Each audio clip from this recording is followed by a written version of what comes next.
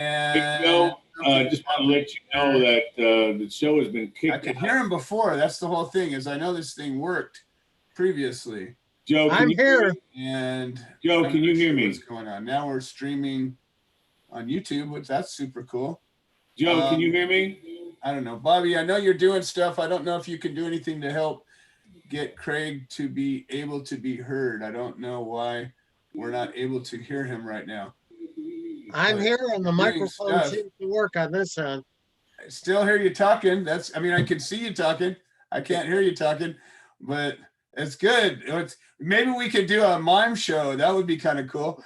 We're going to do mime radio. Let's see how that works out. Well, we've got our behind the scenes tech support crew working on this diligently, and just don't give up, and I won't either. And I'm pretty sure before the show is over. Oh, there's Bobby. I can't hear Bobby either. Can you hear me? I can't hear you either. We are on YouTube. I don't know what's going on. I can hear Bob. This is the best radio ever. I got I my can hear volume Bobby. up. Hi, Craig. Hi, Joe No, can't no. hear you or me. We've got our show separate from Joe's. Oh my Right, so we're goodness. going to do our own cup of Joe while Joe's. Well, I think Craig and Bobby are talking, so we've got some kind of radio going on. When just so I you see know, I see the voice moving. out twice. So now we're on YouTube. Gosh, We're on I the wish Walk I of knew Change what was YouTube happening channel. here. And I'll just let you guys rock and roll. I'm going to say I goodbye. see two people talking. Help. Somebody help. Oh my goodness. All right. Well, I'm not sure what to do. I'm hoping you guys can hear somewhere. Can you hear me? Yes, I can. You can hear me. Could you hear Bobby? Yes. You can hear Bobby, Yes. but I can't hear you.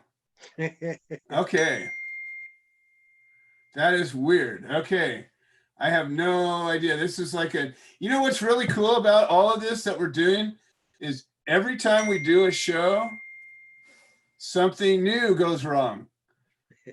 And probably by the end of, I don't know, whatever, by the end of us doing this, we will probably know how to fix all the problems. What's funny is Craig, what's really kind of cool is they just kicked us off of Facebook, our live stream. That means somehow we're offending people, which is kind of cool. That means we're doing something right. Well, we're at least getting their attention. Yeah.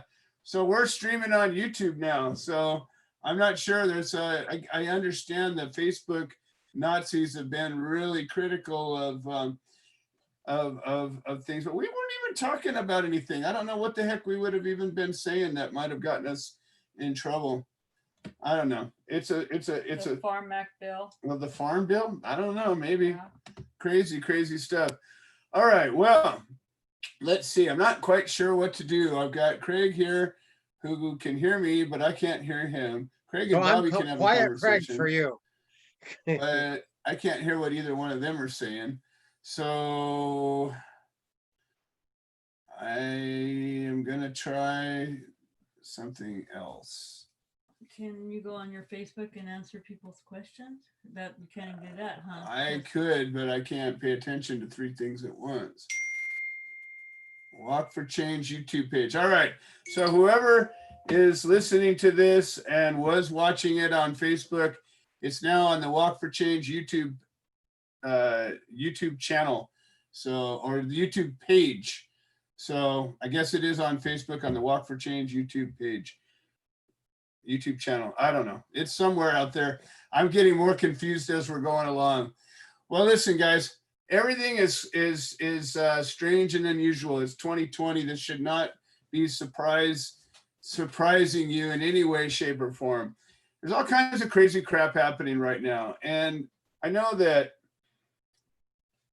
COVID is certainly getting to a lot of people. The stress and strain of having to be separated and being told what to do, you know, it's interesting because the very people that are like going out there saying this government is telling us what to do, it's fascist, right? They're saying that, but at the very same time, they're telling you what to do. And they're saying, well, you can't go here and you have to act this way and you have to not do this and not do that. I'm like, well, what's the difference? It seems to me it's okay if you tell me what to do, but it's not okay if they tell me what to do. A lot of people right now are in a high state of stress. I know people that have had to shut their businesses down. There's people trying to find jobs that can't find jobs. There's people that are afraid to even go out. I mean, there's literally people that believe, and again, we might disagree, but there's people that believe that this COVID is so horrible that they're just afraid to be out amongst people because they might catch it and die. And the other thing that happens is people's opinions. You know, I saw a graphic the other day and it said, "We the people," and it said "We the people," but it was cut in half, and there was a gap out of the middle, and the top half of it was red and the bottom half of it was blue, and there was a big gap in the middle. And I thought that was pretty exemplary of what's going on right now. We've got such a politically divided world that the people that think this think the other people are idiots, and the people that think that think the other people are idiots. And then you got this whole thing with the COVID. And I literally watch people that I know, that I love, people that I respect to some degree, and I watch them making public statements about what an idiot you are if you think this or if you think that. And that these judgmental claims and statements, and it's okay to think it, it's okay to say it, I guess. But really the point of all of this is that what is the whole point of freedom? What is the whole point of liberty? What is the whole point of all of this if I don't get to think what I want to think? And what about my freedom to do what I want to do if it's not going to hurt you? What about your freedom to not be around me if you don't like what I'm doing? What about my freedom to not be around you if I don't like what you're doing? Where did that go? How is it that somebody who thinks something in a particular way has the power to exude that onto everybody that they know and somehow it have legitimacy? And how is it that we don't stand up for what we believe in, whatever it is? A handful of people are, and they're being outcast as extremists. You know, if you go back and you look throughout history, we're pussies right now. If you go back and look at the history of Congress and the history of the legislature and the even the presidency, the things that have happened in the past compared to the things that are not happening right now are ridiculous. There's been fistfights in the halls of Congress. There's been a guy that almost got beaten to death one time in the halls of Congress as a result of his position and the conflict with his legislators. We had a war in the United States about a difference of opinion, and more than 100,000 people died. Okay? Those people were very willing to stand up for what they believed in. And I'm not saying it was good that we had a civil war. Hell, it was probably the worst thing that ever happened to the country. But in some ways, it helped this country grow up and maybe become what it was here to become. And maybe it was because people were willing to put their lives and their freedoms on the line and to risk not having things that made these changes happen. Do you think they would have ever happened? Do you think slavery would have ever ended had there not been a civil war? I'd venture a guess that it wouldn't. I'd venture a guess that the South would have seceded, and who knows what would have happened. Would they have been able to maintain an economy? Who knows? We don't know. But the bottom line is, I don't think it would have happened just by talking about it.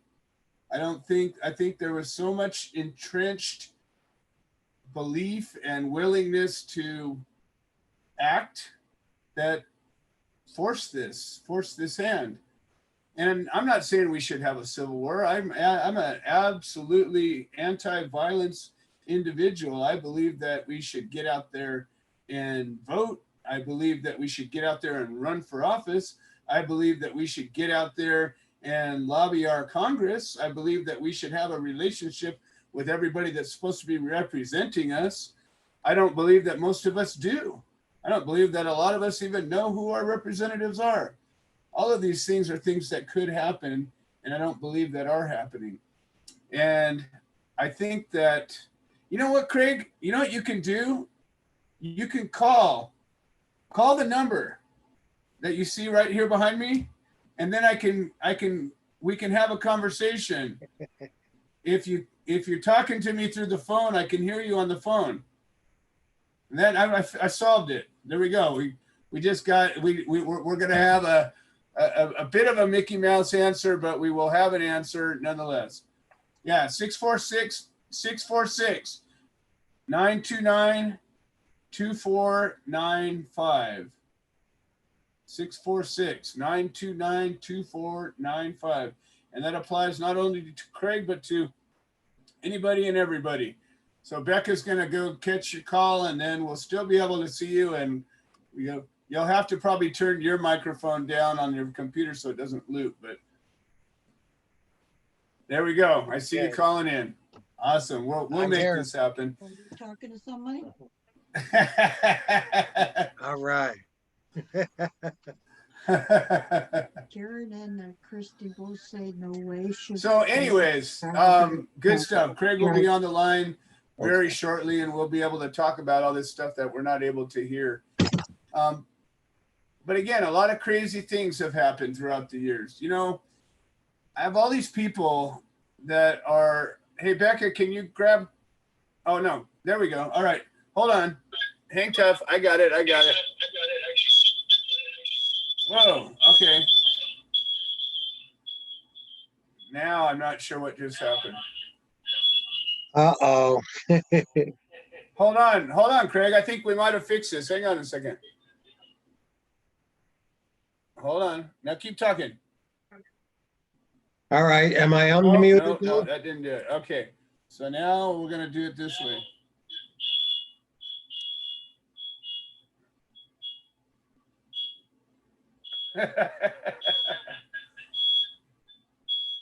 Oh my goodness. All right. Well, how about that? Well, here I am. Do you hear me from more than the phone? Yeah, I can hear you, and it's this may or may not work for everybody, but it's certainly going to work for the people listening. So hopefully it's going to translate to the feed, but it's going to start looping if I let it get too loud. But we're doing the best we can. I know that the audio feed will still work out okay. So how's everything going?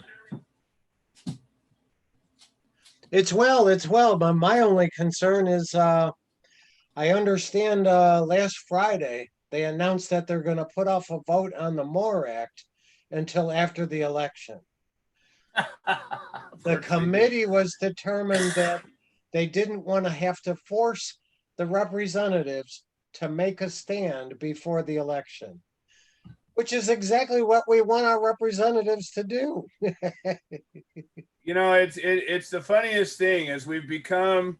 I'm telling you, our when we over politicize everything, it takes our huevos right out from under us. Like there's nothing. Then what? Right? I mean, then what? What is it? What's the point of any of this? Everything is all about political posturing, and where's the representing? You know, I mean, it seems like everything a politician does is about gaining and securing power rather than actually doing their job anymore. Well, sadly, they don't want them to make a stand before the election. But that's exactly what we want them to do. We want to know who we're voting for in terms of how they will vote. And sadly, after the election, I'm afraid that Big Pharma and a bunch of other companies will have an influence because the representatives are not facing election for another 2 years. So I think that Exactly. on so many fronts, I think it's a big mistake, and I haven't heard much screaming. I mean, a few people have said, "Well, too bad, we'll wait. You know, wait till the lame duck session."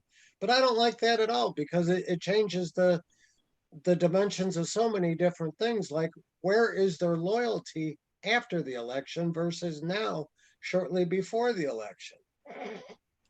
Well, and I keep saying this is, when we come up to election time, I keep wondering, like, where are the comparisons where where an independent third party nonpartisan group takes and record and puts together a montage of every official that says, here's what they said before the last election, here's what they did, lay out their full voting record, and here's what they're saying today. And if they were to do something like that, I gotta believe that we might vote a little different than we do. Right now it seems like the candidate that has the most money gets their name in front of the most people and is the most likely to win, rather than the truth influencing people's desire to vote, first of all. And you got to wonder, like, there's a bigger push, I think, this year for a third party voice than I've seen and heard in a while. And then not just the libertarian side of things, but just a call for a third party relevance. And I just got to wonder when is that going to happen? When's that going to kick in? And I have to think that if we were to showcase publicly as part of the process the claims a candidate made prior to their election, their voting record, and the claims they're making today, I'm wondering how that might influence people's willingness to come out and vote and the way that they voted. Unfortunately, people are stuck up really in what's the gossip of the day. The people really aren't as concerned about facts as they are about the speaking points of the day. We're seeing that with so many different politicians. As I pointed out, as your representative Lee from California voted against putting marijuana in the Democratic platform, but then a week later she's on the floor of the Congress saying that they ought to move forward with them. I mean, where's the hypocrisy in that? It's insane. And I think that's one example of probably so many. And it goes on the state side of it too. It's pretty much across the board. Well, I'm going to Kansas this weekend, and one of the reasons I'm going is we've set up a 501c4, and we're going to be talking to hopefully some elected officials on the state side of things. And we're looking to introduce a bill into Kansas because they're one of the states that still hasn't gotten their act together, so to speak. And it's still, they're still prosecuting and charging people.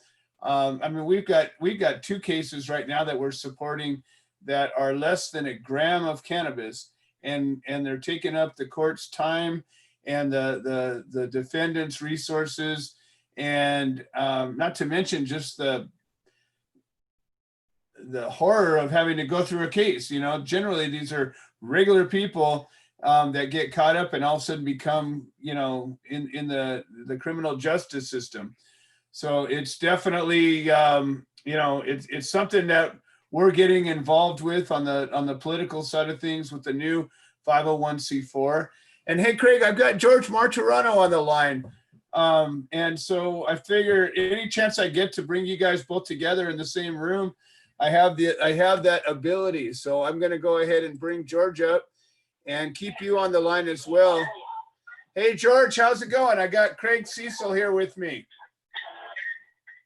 Oh, hi, everybody. Hello, George. Yeah, I'm out here doing it's historical day, ladies and gentlemen. I came out with my beer was launched today. I have a beer. I have the mugshot beer. It's my prison mugshot on can. And we have the Glow Father on the can. And we have the making of a wise guy. So it's a big day today. Big event. So, And I believe, I don't know if 100%, I haven't researched it yet, but I'm the first person ever in the history of the world to come out of prison and brand his own beer. well, there you go. There you go. I took my, Joe, I'm going to send you, Joe, I sent you the beer. Didn't I send you the You showed me a picture. Yeah, you sent me a picture. Yep. Yeah, put it up on the Human Solution website. I have my prison, ladies and gentlemen, I took my prison mugshot and put it on a can. And what the essence of it all, I'm creating jobs. I'm creating jobs for people through these hard times. That's what I'm about. I think that's huge, and So I think that it's important for people to. I think that the more people can understand the story, you know, of where it all came from and what that means and who you are, and the fact that, you know, we're moving forward in this way, turning something horrible into something positive. You know, I think it's huge. Yeah, well, like I said, we had a big day. We had big events all around Philadelphia. We had the brewery, had a big launching, you know, where we did our distancing. We had our masks. But again, it's historical because, you know, we incarcerate more than anybody, especially for cannabis, anybody in the world. So, when I want to lay a message, you know, it's totally wrong to put you in a cage for cannabis, but when you finally get out, please don't come out with a chip on your shoulder or be hateful. You know, you want to do positive things. And that's what I'm doing. Absolutely. Well, congratulations, George. It's always good to hear some good news. You know, it's a big deal. It's, you know, you've been out, what, 2 years now? No, a little more. October will be 5 years, Joe. 5 years. Holy cow. I've lost 3 years of my life. I don't know what I did with. Thanks. You know, ladies and gentlemen, the Human Solutions played a big part for me coming home. So this show is very important. You know, I was supposed to literally die in the cell. I was supposed to come home with a body bag. So that's why this show is important. Please support it. Please support it. Absolutely. Well, thank you so much, and congratulations, George. And this is the first of, I'm sure, many positive announcements you're going to be making.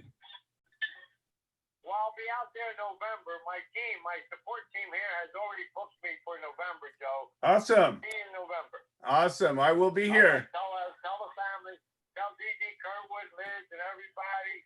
Kathy, I'll be out there in November. I certainly will. All right. All right. Thank you, folks. Guys. Thank you. George Martirano, folks. Bye, George.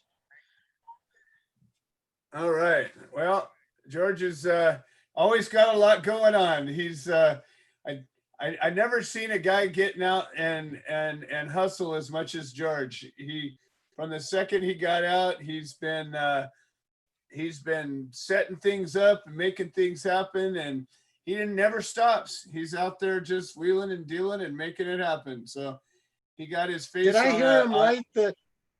Did I hear him right? His picture is on a beer can. Yep. He got a brewery to create a beer with his face on the beer. So he's got his own brand of beer now. Wow, he's up there with Billy Bear. There you go. Absolutely. It's called Mugshot, and it's got his mugshot on the can. Crazy, I love crazy. Well, as always, we're running low on time. I still, for the life of me, don't know what happened to the mechanics of the show, but we found a way around it. I've got a couple of people that we're going to bring up. I got Dana, and he's got something he wants to say. And Dana is the chapter coordinator from our Hope for Change and the End of Prohibition chapter out of Missouri. And he's been supporting defendants in Missouri for a while now. And Dana, what's been going on out there? What's the latest? Oh, not a lot going on here right now. I like the phone call today because I think that you're right on cue as far as getting out there and us finding lawyers and legal representatives to take and work with the Hope for Change or with Human Solution. And I think that would give us a lot of clout and a lot of more power than we have now to be able to go out and challenge some of these cases, especially the crazy ones out there. Well, you know what? Let's talk about that for a second. I really haven't I haven't brought that up publicly, but so behind the scenes, everybody, we've been working on what we're calling a self-help legal clinic. And as a 501c3, we have the ability to create such a thing. And the way we built it so far is it's through the website, and we have I think it's like 400 motions that have been successfully filed in various courts, and they're compiled in such a way that we have these actual copies of motions that have been written and argued successfully. So what we're doing is we're setting up on the website where we're setting a directory up so somebody can go in and say, hey, I have this kind of a problem and I'm looking to represent myself, or I'm looking to help out my public defender, or I'm looking to help out my attorney, or whatever it is. And then we'll go through our library and say, well, here's several motions that we can offer to you that you might be able to modify and submit as your own. Craig, you used to do this kind of thing for people on appeals and on various different court actions where people would come to you when you were locked up, and you would research and come up with a way to file court papers for people. In essence, you acted as a prison lawyer for a lot of people. And this is an opportunity to do that. But the other thing is, and this is something that we've never really done, and this is a shift in the way we've always done it. So the Human Solution has always been very grassroots. We've always been very not money oriented, because there's always corruption that gets connected with money. Anytime you start handling a bunch of money, somebody does something stupid and things go wrong. But we've got a really strong internal leadership with maintaining transparent books, and nobody gets a salary, so we're not really worried about that. And there isn't any way for anybody to spend money inappropriately. So we're really pretty solid with being able to do that. So what we figured is that as we have this reentry program that we're working on, and that we've been working on this self-help legal clinic for the longest time, we said, well, what if we were to go after getting a grant towards creating a legal clinic? And you think about it, well, what's the ACLU? At the end of the day, they're a legal clinic, right? They got lawyers, they support certain cases, they advocate, they do all these different things. They're a nonprofit, and they came out of a grassroots effort. And have they, they maybe have outgrown themselves in a way that in a lot of ways they're not effective, because they can only handle whatever they can handle, and they cherry pick cases. But meanwhile, did they start out there? I don't think so. I think they started out in a pretty solid grassroots, here to make a real change for human and civil rights issues. And so we're thinking about going out and raising some money so that we can get a grant writer to come aboard and go after some grant funds specifically towards putting together this reentry project and towards putting together this self-help legal clinic. And I believe that once we got established how this program works and was able to bring a little bit of funds to it, I think at that point we could start attracting some attorneys to engage it, because attorneys will work for a couple of reasons. A lot of attorneys will do a certain amount of pro bono work as part of their whatever their ethical commitment, and obviously attorneys will work to get notoriety. They'll work to gain more business. Well, one of the ways to do that, especially young attorneys just starting to make a name for themselves, is get yourself attached to a case that catches some public view. And you know, well, where did that come from? Well, it comes from poor bastards that are fighting ridiculous cases that can't afford to fight it themselves, that normally get stomped and kicked to the curb. Somebody gets up there and says, hey, hold on a minute, that's not okay, you don't get to keep doing that. And we've had all kinds of historical cases that have come through, and real changes have happened as the result of somebody standing their ground and some attorney or some group getting behind them and being able to stand up and fight. In the civil rights side of things alone, there's been dozens and dozens of cases that were against all odds. They were, you know, typically, you know, the defendant wouldn't have had a chance. And there's been movies made of some of these things, even recently. But meanwhile, you go back through history and there's a ton of examples where somebody stood up and fought, an attorney stood up behind them, got enough traction, community gathered around them, and all of a sudden changes got made. So we're looking at shifting our focus a little bit from only doing grassroots and only doing education and court support to digging in a little bit deeper and starting to create a legacy, create a program that can benefit people for free. You know, you'll be able to qualify for this without having to, or maybe you'll have to have some kind of a small subscription to be involved, but it's certainly not going to be anything like hiring an attorney to do a job for you. And so that's what we're talking about here. That's some of the changes that are happening behind the scenes right now with the Human Solution. So Dana, do you have any cases that you need to give us an update on right now? Not a lot right at the moment. Zach's got Zachariah Salazar's got one coming up. I don't know the exact date for that. But yeah, you're exactly right. As far as getting lawyers and people in, because Human Solution is a human rights organization and civil rights organization. I think we should start standing on that, because even the president told the governors, and that's probably why the MORE Act's tabled right now, that he doesn't want any cannabis legislation to go through before the election. And so, you know, that kind of does that when he tells the governors to get it off your elections, because it might hurt his chance of winning. I don't think it would really hurt a lot, but I think he'd win if he'd just taken in prohibition, to tell you the truth. Well, I think that this should be the most bipartisan issue there ever was.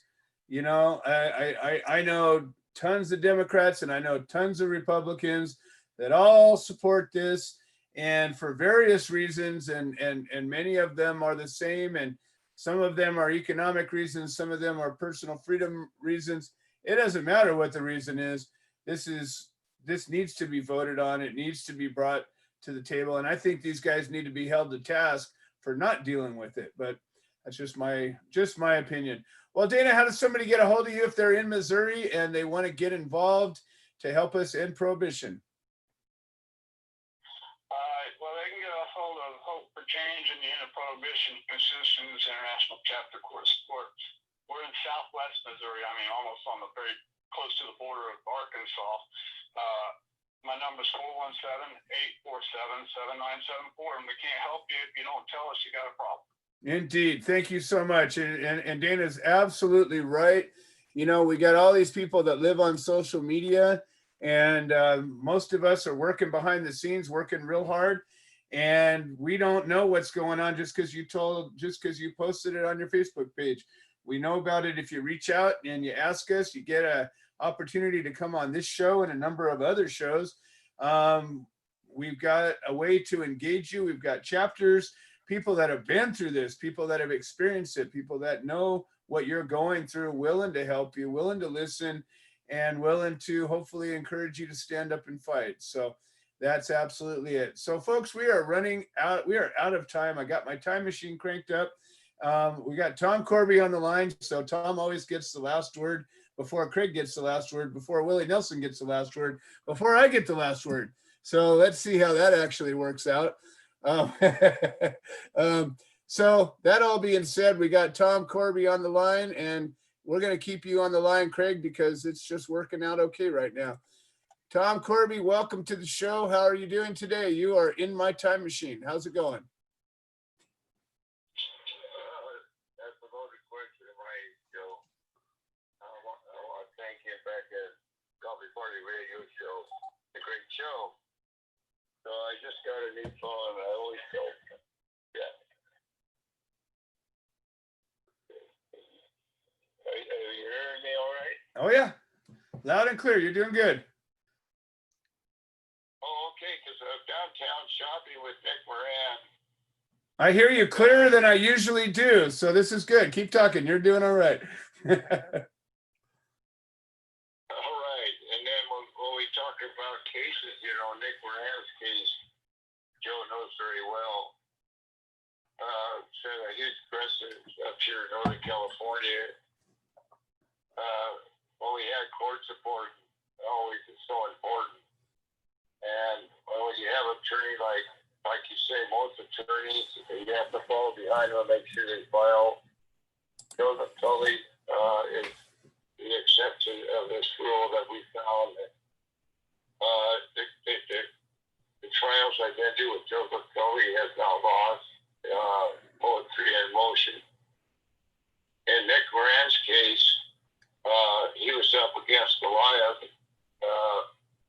and his charges, and not only that, the prosecutor was the one that the officer that arrested Nick was prosecuting him as a DA, helping a public defender. This lady didn't know anything. One of the points I want to make sure right here is doctor's rule, and having a doctor's recommendation still gets the bacon. So sitting in court support, Joseph Tully's talking, and the prosecutor making talking about how these recommendations here, you can get them online, they're just sayings. So Tully I thought Tully was looking at me, but Tully said, so you notice that all these recommendations are under Dr. David Allen. Did you know that he's sitting right up there with Donna Corby and Sue Colum, Dr. Allen? When that happened, you ought to see, and even Nick, you ought to see the jury turn your head and say, "Oh my God, yes, he is lying." And also, when we go to trial, we always try to pick the foreman. Well, we were all wrong. It turned out the foreman was a little black gal that's been to Happy Hill Farms and knows us. She was the foreman.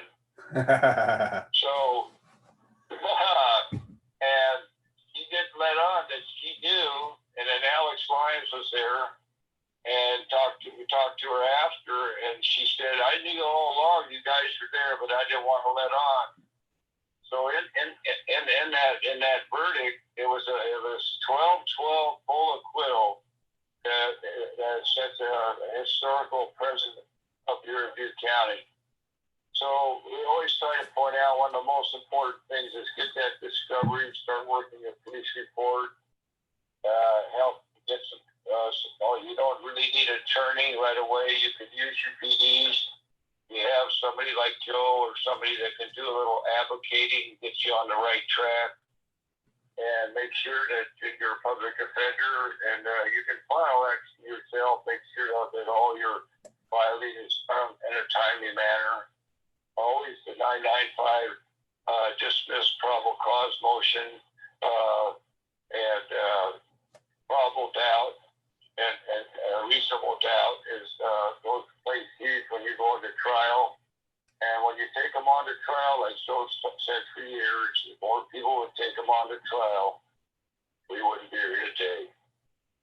So, again, I want to thank everybody today in the Coffee Party Radio Show and for standing their ground, coming together, helping get through the solution, volunteering. We're volunteers, folks, and we're not getting paid.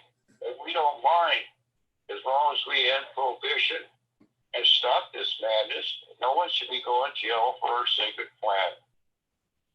Okay, I want to thank you all today, and it's Donald Corby, and she's doing better now. Thank you for all this support, Frank and Ann, Nick Moran, and all the people that are supporting us and sending positive vibes. Thank you, and don't forget to just breathe. Thank you all today. All right. Thank you so much, Tom. And always a pleasure. All right, Craig, you get the second to last word. What do you say? Well, you can imagine I'm pushing on the MORE Act. They want to hide how they're going to vote on this thing until after all of us have voted as to who remains in office and who does not. So get on your emails, figure out who your representative is, and send a message straight out. How are you going to vote on the MORE Act? And based on that, you decide who you're going to vote for when you go in the voting booth. Absolutely. I think that's some good advice, and always a pleasure. I appreciate you being here. Maybe next time we'll get this thing squeaky clean. Everything will work. All right, everybody. A pleasure to be back with you, and I look forward to seeing y'all next week. Let's see what old Willie Nelson has to say about it all. Seamless, folks. There it is. I am Willie Nelson, and the Willie Nelson Tea Pot Party and I endorse the human solution, supporting cannabis prisoners because no one should go to jail for a plant. The things I have said and done, you were always on my mind. You were always on my mind. Thank you for using Blog Talk Radio. Goodbye.